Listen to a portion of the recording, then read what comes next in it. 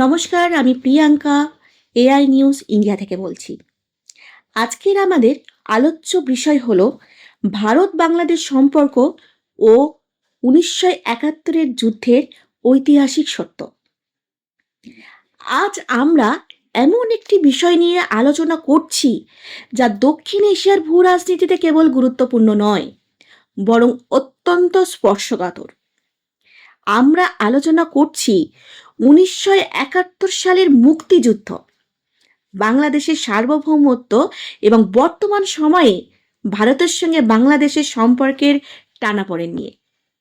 সম্প্রতি একটি বিশেষ মতবাদ ডালপালা মেলছে যে ভারত কি 1971 সালে যুদ্ধে যেটা ভূখণ্ড হিসাবে বাংলাদেশের ওপর নিজের অধিকার পুনঃপ্রতিষ্ঠার কথা ভাবছে। এই প্রশ্নটি আপাত দৃষ্টিতে অবিশ্বাস্য মনে হলেও এর গভীরে লুকিয়ে আছে অনেক ঐতিহাসিক বিতর্ক ও বর্তমান রাজনৈতিক বাস্তবতা। প্রথমেই আমরা জেনে নেব 1971 যুদ্ধের প্রকৃত রূপ ও আইনি প্রেক্ষাপট কী ছিল। সাধারণত আমরা জানি 1971 সালে ভারত মুক্তিযোদ্ধাদের সহায়তাকারী শক্তি হিসাবে লড়াই করেছিল, কিন্তু ইতিহাসের একটি অন্য পিঠ আছে যা পাকিস্তানি জেনারেলদের বয়ানে পাওয়া যায়, স্যারেন্ডার বা আত্মসমর্পণ। 1971 সালের 16 ডিসেম্বর যখন পাকিস্তানের 93,000 সৈন্য আত্মসমর্পণ করে, সেই দলিলে স্বাক্ষর করেছিলেন ভারতের জেনারেল জগজিৎ সিং আরোরা এবং পাকিস্তানের জেনারেল নিয়াজি।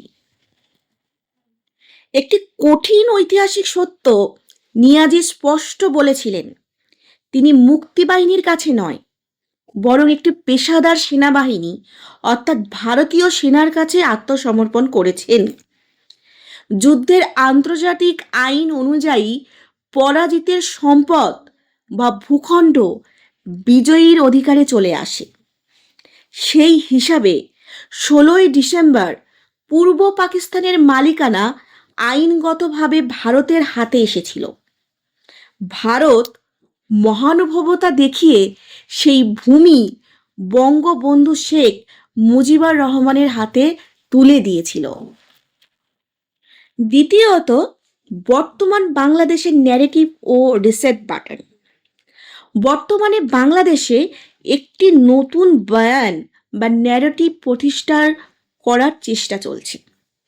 অনেক বুদ্ধিজীবী ও বর্তমান অন্তর্বর্তীকালীন সরকারের কিছু অংশ দাবি করছে যে 1971 সালে কোনো মুক্তিযুদ্ধ হয়নি, বরং তার নিজ স্বার্থে পাকিস্তানকে দ্বিখণ্ডিত করতে ষড়যন্ত্র করেছিল।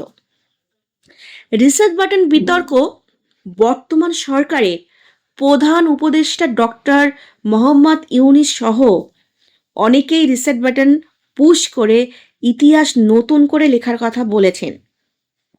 যখন বাংলাদেশ ভেতর থেকেই 1971-এর ঋণ অস্বীকার করা হয় এবং ভারতকে ষড়যন্ত্রকারী হিসাবে চিহ্নিত করা হয়, তখন ভারতকে তার পুরানো অবস্থান পুনর্বিবেচনা করতে হচ্ছে।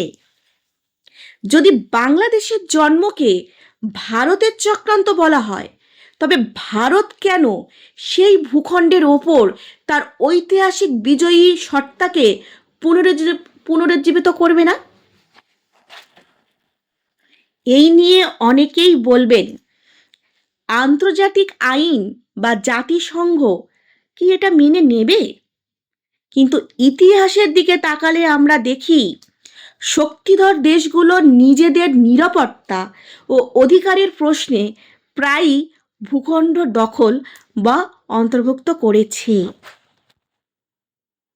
রাশিয়া ইউক্রেন কি করেছিল? 2014 সালে ক্রিমিয়া দখল এবং 2022 পরবর্তী সময়ে দনেস্ক ও লুহানস্কের মতো অঞ্চলগুলো নিজেদেরকে অন্তর্ভুক্ত করেছিল। ইসরায়েল 1967 সালের যুদ্ধের পর জর্ডান এবং সিরিয়ার, যেটা গোলান মালভূমি নামে পরিচিত, এলাকা নিজেদের নিয়ন্ত্রণে রেখেছিল। তুরস্ক 1974 সালে সাইপ্রাসের উত্তরাংশ দখল করে তুর্কি রিপাবলিক অব নর্দার্ন সাইপ্রাস গঠন করেছিল। চীন 1962 সালের যুদ্ধের পর ভারতের আকসাই চীন দখল করে রাখে, যা আয়তনে সুইজারল্যান্ডের সমান।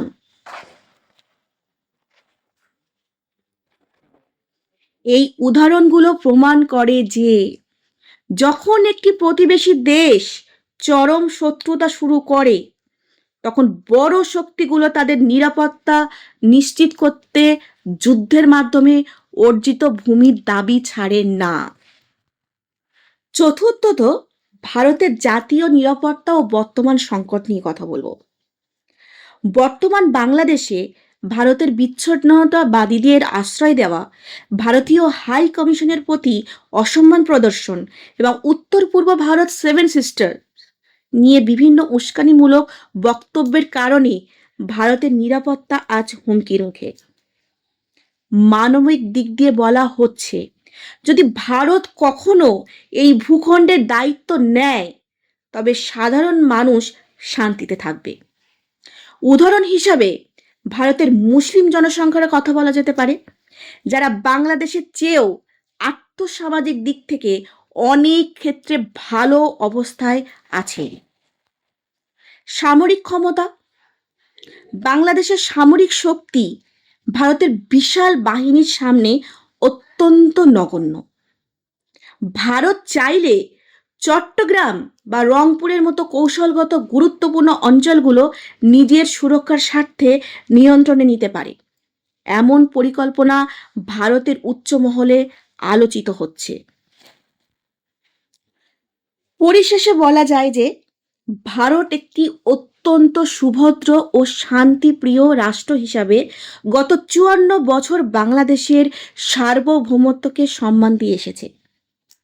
কিন্তু বর্তমান বাংলাদেশের নেতৃত্ব যদি প্রতিনিয়ত ভারতের বিরুদ্ধে বিদ্বেষ ছড়ায় এবং 1971-এর ইতিহাসকে অস্বীকার করে, তবে ভারত তার আত্মরক্ষার খাতিরে যে কোনো কঠোর পদক্ষেপ নিতে বাধ্য হতে পারে।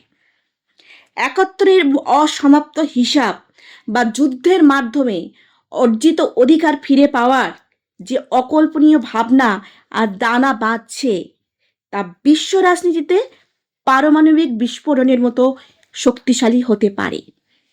আমাদের কামনা থাকবে শান্তি ও পারস্পরিক শ্রদ্ধা, কিন্তু ইতিহাস ও যুক্তি সবসময় আমাদের সচেতন থাকতে শেখায়। আজকের আলোচনা ছিল এই পর্যন্তই। নমস্কার।